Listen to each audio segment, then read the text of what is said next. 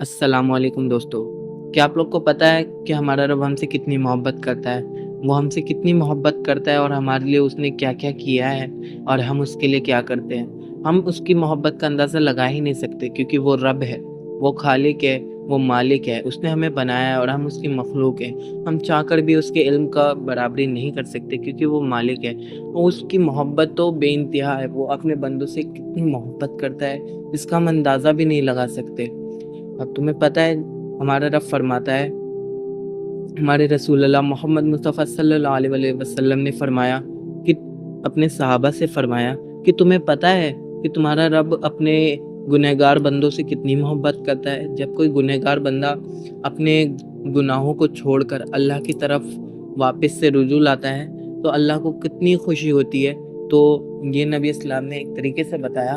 उन्होंने अपने सहाबा को कहा कि ज़रा सोचो कि एक शख्स हो जिसके पास जो रेगिस्तान में अकेला जा रहा हो और जिसके पास एक ऊँट हो जिसके ऊपर उसने सारा सामान रख रखा हो, पानी, खाना, दौलत और जितना भी उसके पास सामान हो वो सारा उस ऊँट के ऊपर लाद के रख रखा हो। क्योंकि उस ज़माने में ऊँट ही एक सवारी करने का ज़रिया होता था और चारों तरफ रेगिस्तान हो, चारों तरफ दूर-दूर तक रेगिस्तान हो और वो चलते-चलते थक जाए और फिर वो एक जगह बैठकर लेट जाए और लेटे-लेटे उसकी आँख लग जाए और फिर जब वो आँख खुले और वो उठ के देखे तो उसका जो ऊँट हो वो गायब हो जाए, वो दिखे ही ना। वो इधर-उधर भटके और वो ढूँढता रहे लेकिन उसको उसका ऊँट ना मिले और वो थक हार के परेशान हो जाए और वो वहाँ पे बैठ जाए और लेट जाए और फिर वो यही सोचे, उसके दिल में यही ख़्याल हो कि अब तो मौत ही है, अब मेरा कुछ नहीं हो सकता, अब तो मौत ही आनी है। फिर अचानक से उसको उसकी ऊँट की नज़र दिखाई दे और उसको उसका ऊँट दिखाई दे और उसका ऊँट उसके पास आ जाए। क्या आप अंदाज़ा लगा सकते हो कि वो बंदा कितना खुश होगा? हम अंदाज़ा भी नहीं लगा सकते क्योंकि उस बंदे के लिए जो बंदा मौत का इंतज़ार कर रहा था, उस बंदे को अब ज़िंदगी का एक सहारा दिख गया। अब वो उस ऊँट के सहारे में अपने घर पहुँच सकता है, उसको ज़िंदगी जीने का एक और मौका मिल गया। अब हम अंदाज़ा भी नहीं लगा सकते कि वो कितना खुशी का आलम होगा। इस खुशी का आलम को बताने के लिए मेरे महबूब ने फरमाया कि वो इतना खुश हो जाए कि वो अल्लाह को ये कहने के बजाय कि या अल्लाह मैं तेरा बंदा, तू मेरा रब। वो कह बैठे कि अल्लाह तू मेरा बंदा, मैं तेरा रब। वो इस कदर खुशी का आलम हो कि वो ऐसे गुस्ताखी भरे जुमले, जो कि बेशक गुस्ताखी है बल्कि ये कहना तो शिर्क है, पर वो खुशी का आलम इतना था कि वो उस बंदे ने ये कह दिया और वो इतना ज़्यादा खुश था। मेरे महबूब मेरे आका अल्लाह मेरे आका फरमाते हैं कि अल्लाह को इससे कई ज़्यादा गुना खुशी होती है जब एक गुनहगार बंदा उसकी तरफ दोबारा से गुनाहों को छोड़ के रुजू लाता है। क्या हम अपने रब के लिए इतना भी नहीं कर सकते? सारी ज़िंदगी हम गुनाहों में पड़े रहते हैं। झूठ, बदकारी, ज़िना, चोरी करना, फसाद करना, चुगली करना और ऐसे-ऐसे गुनाह जिसको हम तो गुनाह मानते भी नहीं। क्या आप लोग को पता है कि रास्ते से पत्थर हटाना सवाब का काम है, तो वहीं रास्ते में पत्थर डालना ये भी एक गुनाह है। पर ये ऐसे गुनाह है जिनको तो हम गुनाह मानते तक नहीं। पर आप लोग को इस बात का पता होगा या नहीं होगा, पर इन सब चीज़ों का आखिरत में सवाल होगा। अल्लाह हर एक चीज़ का सवाल जवाब करेगा। आपने अपनी ज़िंदगी में एक-एक पल जो बिताया है, हर उस पल का हिसाब होगा कि आप उन पत्थरों को जो हटाया था आपने, अल्लाह को उस अजर भी देगा और जो पत्थर आपने रास्तों पर डाले थे, अल्लाह आपको उसकी सज़ा भी देगा। क्योंकि वो अल्लाह जो है, वो अदल करने वाला है। पर आपको पता है अगर वो रब अदल करने पे आया, तो ये हमारे लिए कितनी मुसीबत की बात है। इसलिए अल्लाह ने मेरे महबूब फरमाते हैं कि अल्लाह ने अपनी अर्श पर पहले ही लिख लिया था कि अल्लाह की रहमत उसके गज़ब पर सबकत ले जाएगी। यानी उसकी रहमत ज़्यादा होगी और उसका गज़ब कम होगा। क्योंकि अल्लाह अगर गज़ब करेगा, अल्लाह का गज़ब कोई ना सँभाल सकेगा क्योंकि वो रब है। पर अल्लाह रहम करेगा। अल्लाह ने खुद ही अपने ऊपर वाजिब कर लिया है कि वो रहम ही करेगा। और इसी वजह से मैं उस रब से क्यों ना मोहब्बत करूं जिस रब ने अपने बंदों के लिए इतना कुछ किया। ज़रा सोचे ना, हम ज़िंदगी भर पूरे दिन और सुबह उठते हैं, صبح سے لے کے رات تک نافرمانیاں کرتے ہیں اللہ کی، ناشکری کرتے ہیں، اللہ جو کہتا ہے اس کے خلاف ورزی کرتے ہیں۔ ہم لوگ اللہ کی بالکل بھی بات نہیں مانتے۔ صبح اٹھتے ہیں، نہ ایک بھی بار اللہ کا نام لیا، نہ کچھ کیا۔ صبح اٹھتے ہی فون دیکھا، فون میں ریلیں دیکھی ہیں، فون میں ریلیں دیکھی، سوشل میڈیا چلایا، اپنے کاموں میں گھس گئے اور اللہ کا ذکر تک نہیں کیا، نہ نماز پڑھی، نہ صدقہ کیا، نہ کوئی نیک کام کیا، نہ نیک صالحہ کیا، نہ ہی کوئی اچھے اخلاق رکھے، اور پورے دن جھوٹ بولی، بدکاری کری، غیبت کری، لوگوں کا حق مارا، ظلم کیا۔ اس کے بعد بھی میرا رب ہم پر عذاب نہیں بھیجتا۔ پہلے کے زمانے میں جو پہلے کی امت ہوتی تھی ان پر اللہ ترنت عذاب بھیج دیا کرتا تھا۔ کوئی زنا کرتا، اللہ ترنت اوپر سے پتھر برساتا اور وہ وہیں کا وہیں فنا ہو جاتا، وہ وہیں مر جاتا۔ کوئی اور سا گناہ کرتا، کوئی چوری کرتا، وہ وہیں مر جاتا، کوئی اور سا گناہ کرتا، اللہ کو ناراض کرتا، وہ وہیں مر جاتا۔ پر میرے محبوب نے صرف اس وجہ سے، کیونکہ ہم لوگ میرے محبوب کی امت ہے، میرے اللہ کے محبوب کی امت ہے، میرا محبوب بھی وہی محبوب ہے جو اللہ کا محبوب ہے، یعنی محمد مصطفیٰ صلی اللہ علیہ وآلہ وسلم۔ اور اس صرف میرے محبوب کی برکت کی وجہ سے اللہ ہم پر عذاب نہیں بھیجتا، وہ ہم سے محبت کرتا ہے۔ تو ہم کیا ان کے اس رب کی تھوڑی سی فرما برداری نہیں کر سکتے؟ کیا چند زندگی کے بدلے اللہ جو ہمیں اتنے اربوں خربوں سال، بلکہ اربوں خربوں سال بھی کچھ نہیں ہے اس کے کہ ہمیں ہمیشہ ہمیشہ کے لیے جنت میں ڈال دیا جائے گا، نہ وہاں پہ ہمیں موت آنی ہے، نہ وہاں پہ ہمیں کسی بھی طریقے کا کوئی پریشانی آنی ہے، نہ وہاں پہ کوئی روئے گا، نہ وہاں ہمیں بڑھاپا آنا ہے، نہ کبھی بھی کوئی پریشان ہوگا، کوئی بھی پریشانی نہیں ہے، ہمیشہ خوش رہنا ہے۔ اور سب سے بڑی بات، وہاں پہ ہمارے پاس اللہ ہوگا، اور اللہ فرماتا ہے کہ جنت میں کوئی بھی ایسا جنتی نہیں ہوگا جس سے اللہ ناراض ہو، اللہ ہر جنتی سے راضی ہوگا۔ اور کیا چاہیے؟ سب سے بڑی نعمت ہمارے لیے یہی ہے۔ ابھی ہم لوگ دنیا میں کیا ہم اللہ کو راضی کرنے کے لیے چند مشکلوں کو سہ نہیں سکتے؟ ہم اللہ کو راضی کرنے کے لیے کیا اس کی آیتیں پڑھ نہیں سکتے؟ اللہ تو کہتا ہے قرآن میں کہ کہاں جا رہے ہو؟ کیا میں تمہارا رب نہیں ہوں؟ کیا تم لوگ کے یہ آیت پڑھ کے آنسو نہیں آتے؟ میں جب اس آیتوں کو پڑھتا ہوں میرا دل تو سہم سا جاتا ہے کہ اللہ اپنے بندوں سے شکایت کر رہا ہے۔ اللہ یہ کہہ رہا ہے کہ کیا میں تمہارا رب نہیں ہوں؟ بے شک اللہ آپ ہی میرے رب ہے۔ یا اللہ تو نے ہی مجھے بنایا ہے، تو ہی وہ مالک ہے جس نے مجھے بنایا، جس نے آپ کو بنایا، جس نے ان لوگوں کو بنایا۔ یا اللہ تو ہی وہ رب ہے جس نے پیڑ پودے، چرندے درندے پرندے، آسمان زمین ستارے سورج پتی پانی ہوا، سب کچھ، فرشتے عرش لوح قلم نبی رسول قرآن، سب کو یا اللہ تو نے بنایا۔ بے شک تو ہی سب کا مالک ہے، اور تو ہی ہم سے محبت کرنے والا ہے، اور ہم بھی تجھ سے محبت کرنے والے ہیں۔ یا اللہ ہماری رحمتوں، ہم پر تھوڑی سی رحمت عطا فرما۔ ہمیں تو چاہیے کہ ہم اس رب کے شکر میں دن بھر اس کا ذکر و اذکار کرتے رہے، دن بھر ہم نماز پڑھتے رہے، پر ہمارا تو یہ حال ہے کہ ہم اس کے لیے نماز بھی نہیں پڑھتے، نہ زکوٰۃ دیتے، نہ کسی بھی طریقے کی کوئی نیکی کرتے۔ ذرا سوچو نا، اللہ سے ملاقات کرنے کا ہمیں دن بھر میں 5 بار موقع ملتا ہے، پر ہم لوگ کیا کرتے ہیں؟ ہم لوگ نہ نماز پڑھتے ہیں، نہ کچھ کرتے ہیں۔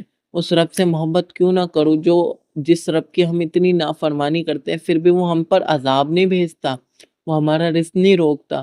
اللہ چاہے تو ہمارا رزق روک لے، ہمیں بھوکا ہلاک کر دے ابھی کے ابھی، اللہ ہم پر عذاب بھیج دے ہم پر۔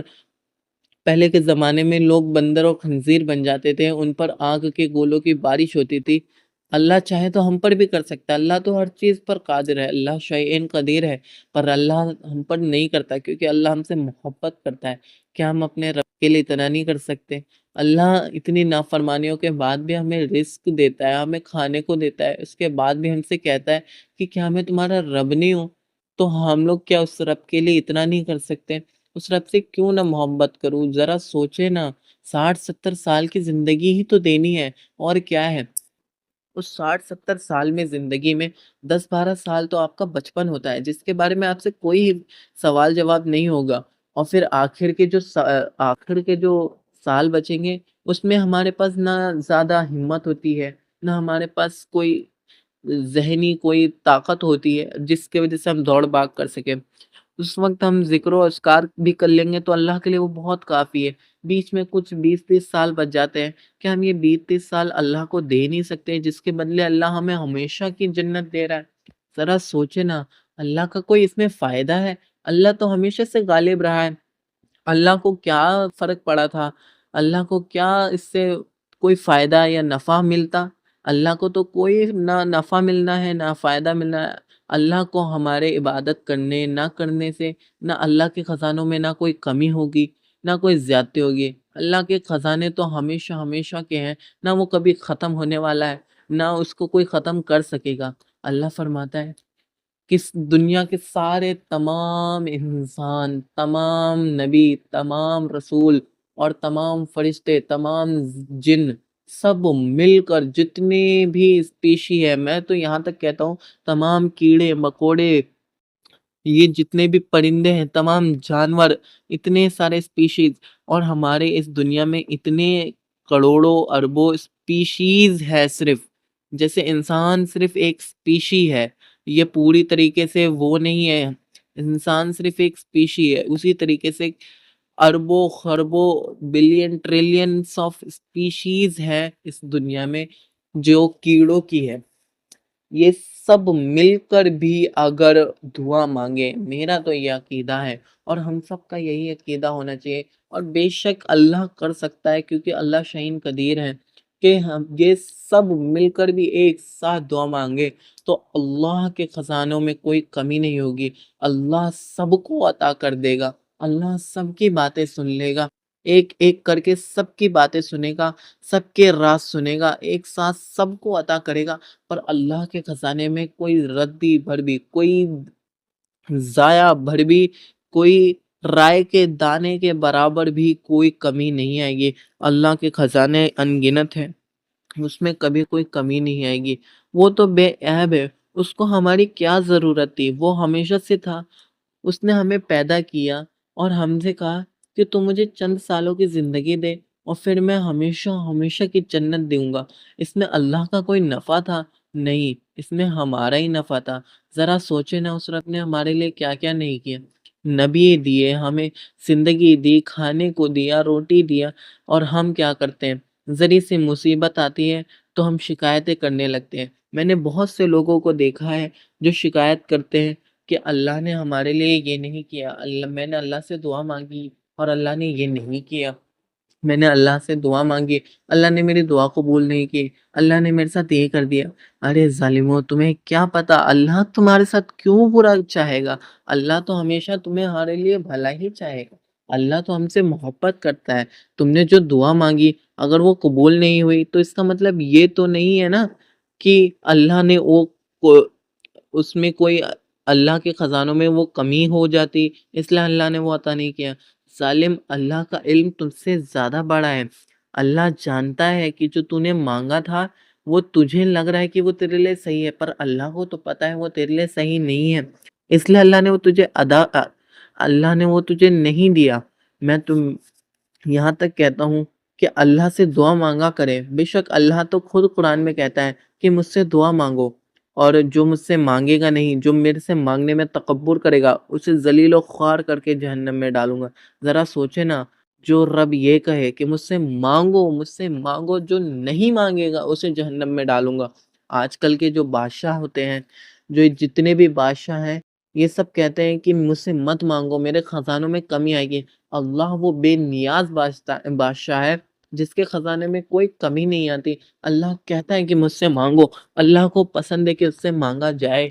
اللہ کہتا ہے کہ اے میرے بندوں، میں تم سے بہت محبت کرتا ہوں، مجھ سے مانگو، مجھے کچھ نہیں چاہیے، مجھے تمہاری نمازیں نہیں چاہیے، تمہیں تمہاری خود کی نمازیں چاہیے۔ اللہ کو کوئی ہماری نماز کی ضرورت نہیں ہے، اللہ کے پاس ہم سے زیادہ توحید رکھنے والے، ہم سے زیادہ نیک و صالح فرشتے ہیں جو اس کی عبادت کے لیے لگاتار لگے رہتے ہیں۔ پر تمہیں پتہ ہے کہ اللہ نے اشرف المخلوقات انسانوں کو کیوں کہا؟ کیونکہ انسانوں کے پاس فری ول ہے، فرشتوں کے پاس نہیں ہے، فرشتوں کے پاس تو اللہ کی عبادت کرنے کے علاوہ اور کوئی آپشن ہے ہی نہیں، کیونکہ اللہ نے ان کے اندر وہ پروگرام ڈالا ہی نہیں۔ لیکن انسانوں کے پاس دو راستے ہیں، یا تو وہ نیک کا راستہ چنے یا تو وہ گناہوں کا راستہ چنے۔ تو اللہ کے راستہ جو چنے گا اس کے لیے تو بڑا ہی خوش نصیب ہے وہ، اور اس کے لیے تو بڑا اجر ہے اللہ کے پاس۔ اللہ تو بڑا نیک ہے، وہ جو چاہتا ہے جس کے لیے چاہتا ہے وہ کر دیتا ہے۔ اللہ ہر چیز پر قادر ہے، اور میں تو کہتا ہوں کہ اللہ سے ہمیں محبت کرنی چاہیے، اور کیونکہ وہی تو ہے جس نے ہمیں بنایا۔ ذرا سوچے نا، ذرا کھڑے ہوئے نا، اٹھ کے دیکھے نا شیشے میں، اللہ نے آپ کو کیسے بنایا ہے۔ اللہ کہتا ہے کہ تم نے نہیں دیکھا کہ جیسے کس طرح ہم نے زمین کو پھاڑ کر زمین اور آسمان کو الگ کر دیا۔ ذرا سوچے نا، یہ مخلوق کو دیکھے نا، اتنی بڑی مخلوق، اللہ نے کتنی خوبصورت خوبصورت چیزیں بنائی، یہ دنیا بنائی، دنیا اتنی خوبصورت ہے۔ جنت کے بارے میں تو ہم نے صرف سنا ہے، ہم نے تو دیکھا بھی نہیں۔ ہمارا عقیدہ ہے کہ جنت ہے، اور ہم نے ابھی تک دیکھا نہیں، پر جو ہم دیکھ پاتے ہیں، یہ دنیا دیکھے نا، دنیا کتنی خوبصورت ہے۔ دنیا سے بھاگ جائے، اسپیس کو دیکھیں، چاند، سورج، گیلیکسیز کو دیکھیں، کتنی خوبصورت ہے یہ۔ اس کے بعد بھی اور فرشتے بھی ہیں، جنت بھی ہے، جہنم بھی۔ اس کے بعد بھی اللہ نے سب سے زیادہ محبوب اشرف المخلوقات اللہ نے انسانوں کا کہا۔ کیوں؟ کیونکہ اللہ کو پتہ ہے انسان ہی وہ چیز ہے۔ اور آپ کو پتہ ہے کہ انسان کو اشرف المخلوقات کا ٹیگ کیسے ملا؟ علم کی وجہ سے، کیونکہ انسان انسان کے پاس اللہ نے سب سے زیادہ علم دیا ہے۔ آپ کو پتہ ہے آدم علیہ السلام کو فرشتوں نے سجدہ کیوں کیا؟ کیا آدم علیہ السلام کو نور سے پیدا کیا گیا تھا؟ نہیں، آدم علیہ السلام کو تو مٹی سے پیدا کیا گیا تھا، اور فرشتے تو نور سے بنے۔ مٹی نور سے زیادہ افضل کیسے ہو سکتی ہے؟ ہو سکتی ہے جب اس کے پاس علم ہو۔ فرشتوں کو جب اللہ نے فرشتوں سے کہا کہ تم اس کا نام بتا سکتے ہو، تو فرشتوں نے کہا کہ نہیں یا اللہ، اس کا علم تو صرف تیرے پاس ہے۔ پھر اللہ نے آدم علیہ السلام کو کہا کہ اے آدم، ان ساری چیزوں کا نام بتاؤ۔ تو آدم علیہ السلام نے ساری چیزوں کا نام بتا دیا۔ پھر اللہ نے فرشتوں کو بتایا، سمجھایا، اور کہا کہ یہ دیکھو، اس کو ہم نے علم سے نوازا ہے۔